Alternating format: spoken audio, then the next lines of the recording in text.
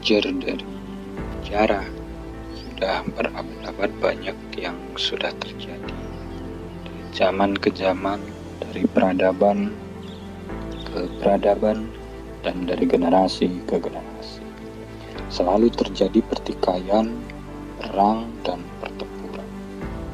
Dan kebanyakan yang menjadi penyebab terjadinya adalah di kalangan elitnya, baik elit pemerintahan, elit kekuasaan, elit politik, elit negara, elit kerajaan, bahkan sampai elit keagamaan. Para pemimpin atau kalangan atasnya, atau para pemangku jabatan tinggi, ya kalau di pemerintahan atau negara seperti presiden, raja, kaisar, dan lain-lain. Sementara di agama yaitu para ulama. Sementara di kasta atau level terendah dan terbawah adalah rakyat, umat, atau massa istilahnya. Mereka lah yang selalu menjadi korban. Coba lihat perang Rusia, Ukraina, perang kekuasaan dan kekuatan Presiden Putin dan Zelensky. Yang menjadi korban adalah rakyatnya. Mungkin di antara rakyat itu ada yang punya hubungan saudara, keluarga, kerabat, sahabat, teman akrab, tapi harus merelakan putus hubungan kedekatan itu atas nama negara, padahal atas nama segelintir orang. Hanya karena pertikaian segelintir orang tapi bisa mengorbankan banyak orang, beribu bahkan berjuta nyawa harus melayang. Coba lihat lagi zaman dulu di dua negara Islam besar di dunia. Mereka itu dua negara yang memiliki nilai sejarah keislaman yang hebat. Irak, Iran. Perang berkepanjangan melibatkan semua elit, dari elit negara sampai elit agama. Karena membawa-bawa prinsip alirannya dari agama, yaitu Syiah dan Sunni. Coba lihat lagi sejarah zaman dulu selepas ditinggal Rasulullah Shallallahu Alaihi Wasallam. Terjadi perang saudara. Di sana ada para sahabat, istri Rasulullah. Mereka orang-orang terdekat yang dicintai dan disayangi Rasul. Mendapat kemuliaan dari Tuhan. Bahkan mereka mendapat jaminan tertinggi dalam agama, yaitu jaminan surga Allah. Ini sih sudah bukan elit agama lagi, tapi elit langit yang tingkatannya hanya satu tingkat di bawah kenabian. Tapi masih terjadi pertikaian. Mereka sama-sama takbir, sama-sama syahadat, sama-sama membawa nama Allah, membawa nama Rasulullah. Yang korban lagi-lagi umat. Mereka bingung harus siapa yang dibela. Bela satu kubu karena menganggap syahid, tapi memusuhi yang lain justru akan menjadi dosa. Karena dua kubu yang sama-sama beriman. Lantas mana yang harus dicela dan dimusuhi? Cukup sudah, sejarah sudah memberikan pelajaran pada kita. Kita orang hina, orang rendah, orang bawah, orang awam akan selalu menjadi korban.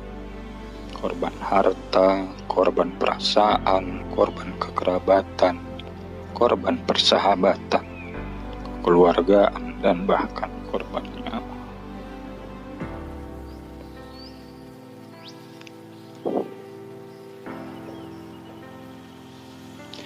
Maka untuk kita yang di level atau kasta bawah atau rendah ini lebih baik kita jangan masuk dalam pertikaian para elit. Mereka punya kekuasaan, kekuatan, dan kehebatan. Kalah dan menang bagi mereka biasa, tapi bagi kita tidak biasa. Contoh waktu Pilpres periode lalu antara Jokowi dan Prabowo. Kalah menang mereka tetap dapat jabatan dan saling rangkul dan senang. Tapi pengikutnya sudah saling bermusuhan. Putus hubungan persaudaraan, pertemanan, dan persahabatan. Sudah tidak lagi bisa saling merangkul. Sementara media sebagai pencipta keramaian juga tetap untung dari kalah ataupun menang satu kubu. Tapi kita tetap berada di kasta terendah yang dikorbankan dan dirugikan.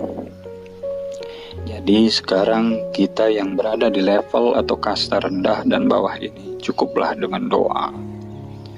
Doakan mereka yang bertikai diberi kebaikan yang terbaik. Mereka sama-sama ulama, apapun gelar dan panggilannya. Ustadzkah, kiaikah, habibkah, gus, buya, abuya, dan lain-lain. Apapun latar belakang atau turunan darahnya. Mereka adalah orang-orang yang kita cintai dan muliakan karena keilmuannya dan karena pengetahuannya. Mereka seperti orang tua bagi kita yang memberikan tuntunan, bimbingan, petunjuk, bahkan penerang dalam gelap gulitanya kehidupan. Hiruk pikuknya urusan dunia. Mereka pewaris pembawa kabar dari langit, dari Tuhan kita.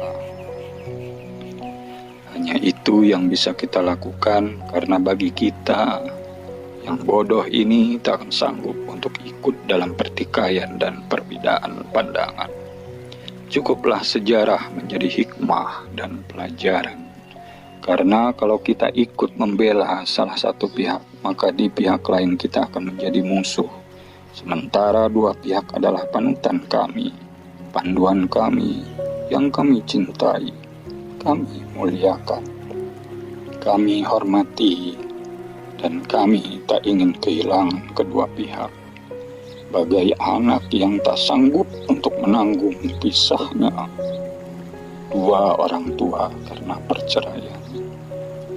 Padahal adanya anak adalah hasil cinta kasih mereka. Doa kami mungkin tidak semakbul dan semustajab doa para ulama-ulama yang dekat dengan Tuhan, yang bisa menggetarkan arasy-Nya Allah. Tapi mudah-mudahan doa kami didengar Tuhan yang Maha Agung.